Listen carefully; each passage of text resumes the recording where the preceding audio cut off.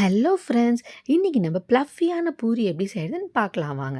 2 cup கோதுமை, 1/4 cup மைதா, 2 table spoon ரவை, தேவையான அளவு உப்பு. இது எல்லாமே ஒன்று சேர மிக்ஸ் பண்ணிக்கோங்க.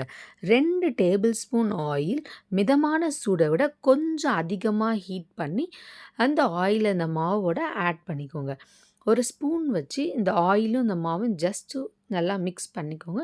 கொஞ்சம் சூடு ஆறுனதுக்கப்புறம் நீங்க உங்க கையிலேயே நல்லா மிக்ஸ் பண்ண ஆரம்பிச்சுருங்க. இந்த ரவை, ஆயில், மைதா எல்லாமே ஒன்று சேரணும் ஃப்ரெண்ட்ஸ். இத பூரி மாவு பெசையிறப்போ கொஞ்சம் டைட்டா தான் பெசையணும் நீங்க. சப்பாத்தி மாவு வந்து நம்ம லூஸா பெசைவோம். பூரி மாவு கொஞ்சம் டைட்டா தான் பெசையணும் ஃப்ரெண்ட்ஸ்.